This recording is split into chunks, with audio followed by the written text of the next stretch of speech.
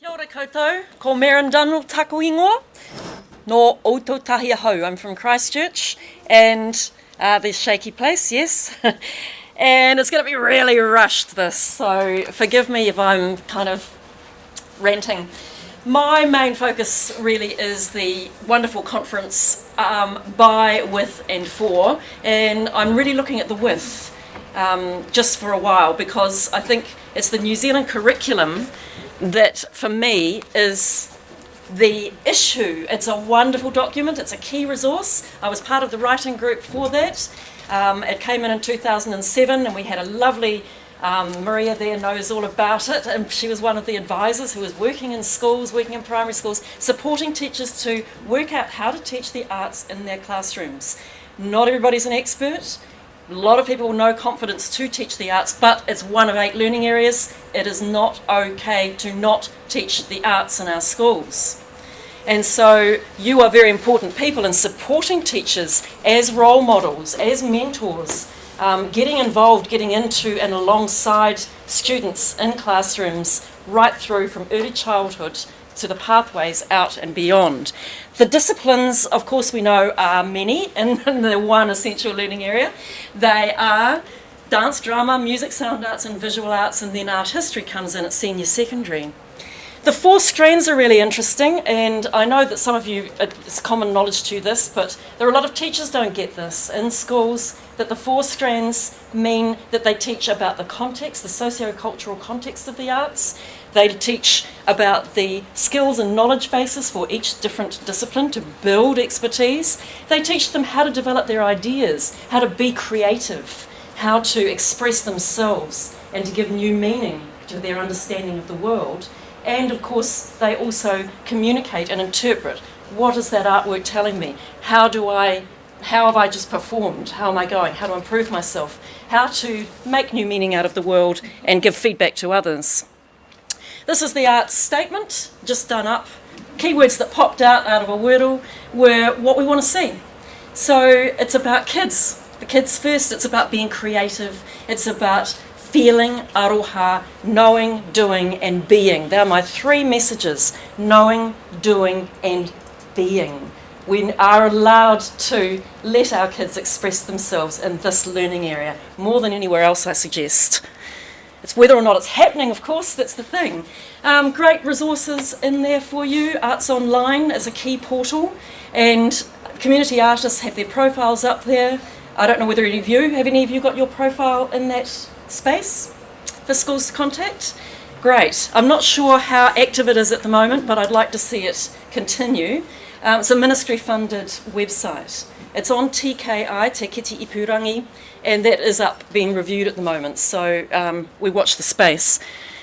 Along with that, there are wonderful digital stories of artists working in partnership with schools, creating stories. We wrote these up.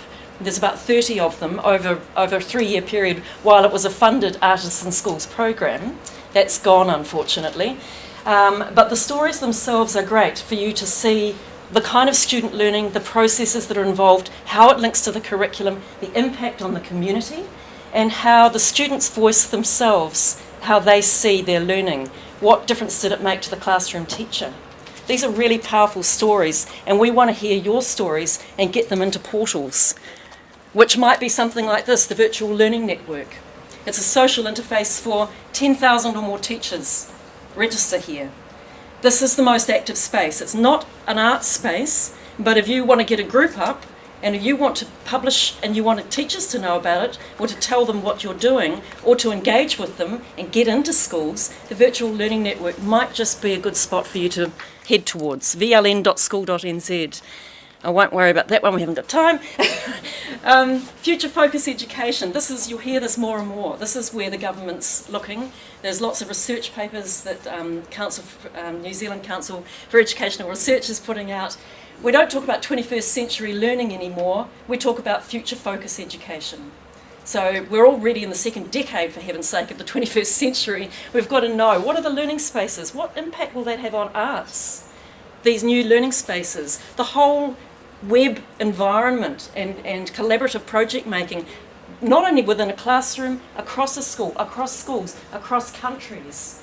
seeing arts in a whole new way of ideating, celebrating diversity. We know that this is what happens, but we're in a different world of how it happens, and we're all pivotal in that. And I suggest that arts are at the forefront of leading this because we do it anyway. We always have done these things. What we need is the teachers in the schools to be confident, to have some people and support around them, wrapped around them, so that they can make this happen in their classrooms. I'm just going to show you very briefly a video. Any of you seen this? This is the future, but it's now. This is universal design for learning.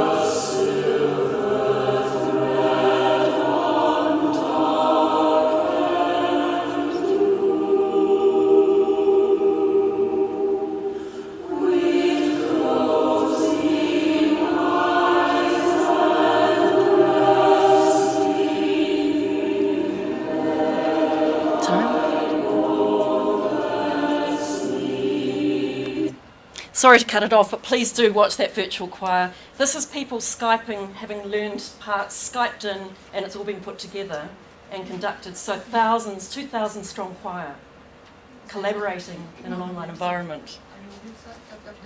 Oh, sorry, that's commercial advertising that my consortium makes me put on my slides. TED Talks? TED Talks, or it's on YouTube.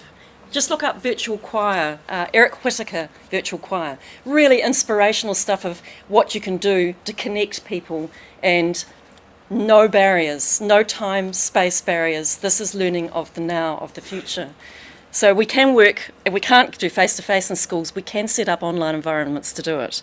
And this is the challenge in the end, is how we do that collaboratively, how all of us actually network.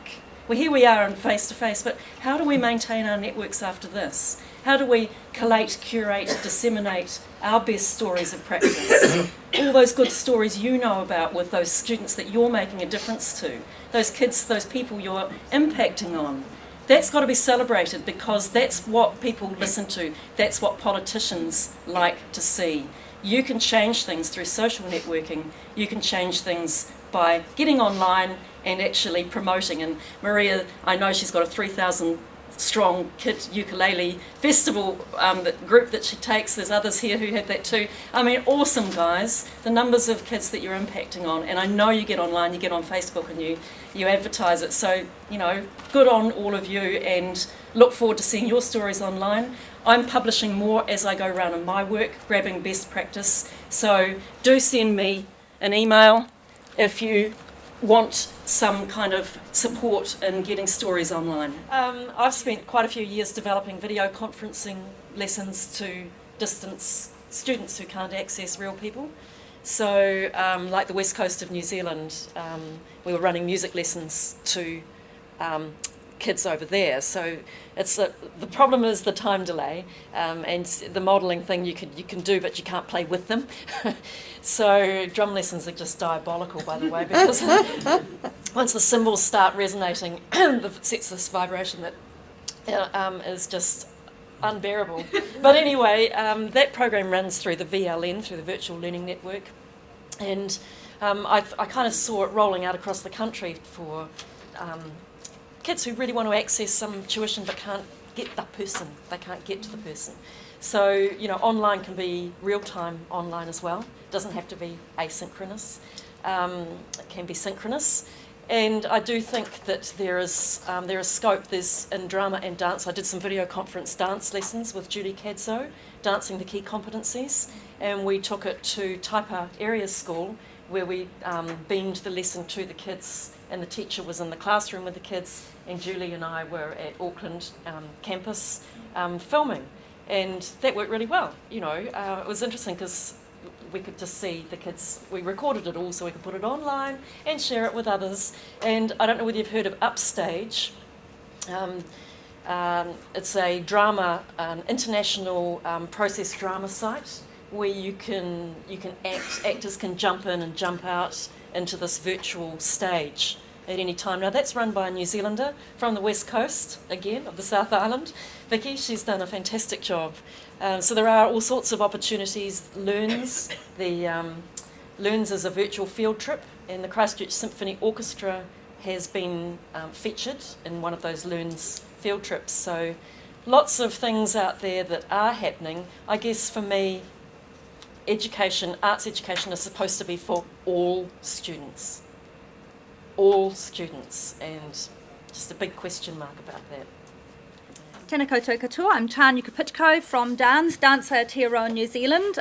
We're the service organisation for dance in New Zealand, and we're into getting hot and sweaty and getting bodies moving together with schools. And it'd be a challenge to do that virtually, but I guess I'm thinking that is the next challenge. We have an LEOTC program. It's funded by the Ministry of Education. LEOTC is learning experiences outside the classroom. And we've had this contract with the Ministry for 10 years, so it's not a new idea, LEOTC. It has been largely facility-based, so most LEOTC programs are museums or art galleries or such like.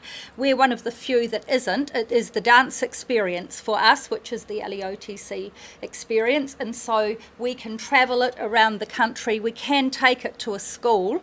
As some of our targets are rural and low decile, we find that in fact the school hall is about the only place that you can do it, given that you've got OSH requirements for dance and make sure that it's safe and there is space and there should be a wooden floor, etc. Anyhow, we've had the contract for 10 years, and in that time it's had to change, and that change really has also reflected the change in education and the way that dance can work with education.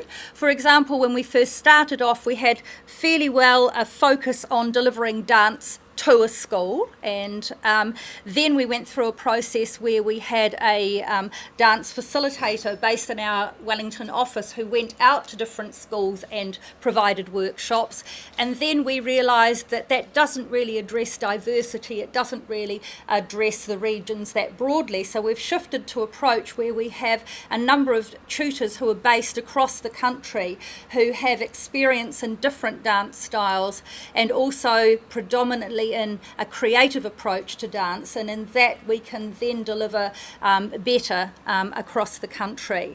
And so we are able to provide workshops for schools that are student focused, which could be curriculum addressed. In other words, any topic that a school would be studying or team teaching, we can then develop a special dance workshop, series of workshops to go in there. So we've done things like working in with their science work, their environmental work, we've done things on the native eel.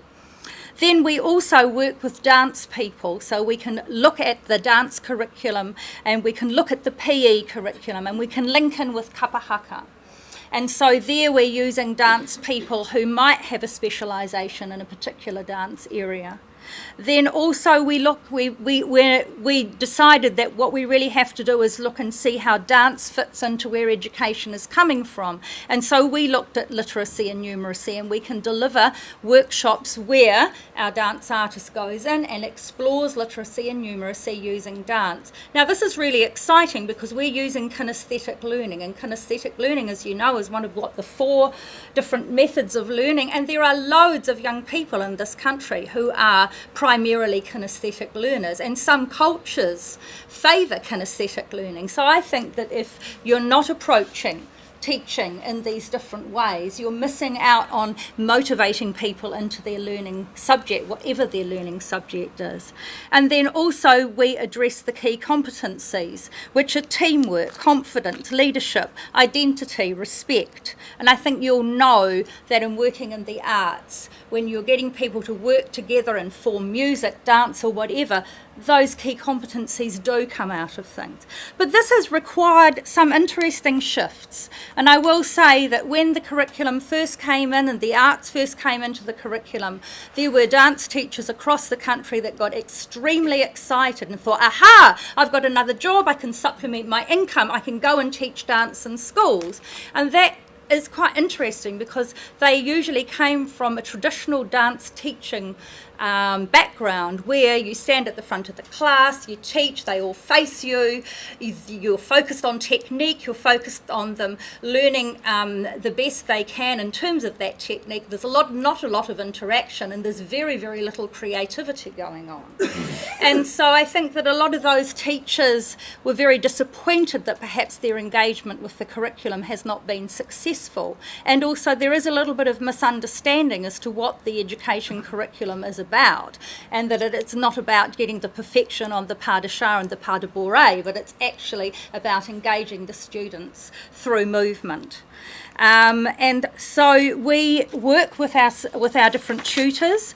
So, for example, they might not just be working in their own region, but one of our tutors, Purupi Christie, who's based in Rotorua, not only works there, but he's been in the far north. We've taken him down to Christchurch, over to the east coast, so we can afford to do tours sometimes. Equally, we work with dance companies who have got material and experience in working in schools, and material that directly relates to curriculum often. So we've worked with Atamera Dance Company, with Java Dance Company, and Sasha will be talking next. We also have some need to have partnerships with other LEOTC programs, which is quite interesting that the ministry would encourage LEOTC programs to work together rather than disperse them a wee bit. But anyhow, we have a partnership with the zoo in Wellington, so we do dancing at the zoo. We decided to set ourselves a challenge if we were going to do a partnership, and the other more recent partnership is with the City Gallery, and we worked on the Len Lai exhibition and had Lynn Pringle develop some wonderful kinesthetic dance workshops through that, and you can explore science and such like. So there is a partnership between us and the school. There's a lot of organisation that goes on with this contract. We assure a quality experience for the school. It is student focused, but we encourage the teacher and the headmaster and that to attend the workshops so that they hopefully might get some professional development or some mind opening in the experience. But that is actually not one of the aims of the program. We're not there to provide professional development for teachers. We come in through the back door on that one. What else to say? We're very proud of our program. We know that it is one of the top performers. There's only another one that tours around, which is the Science Roadshow, so we're very lucky to have that opportunity.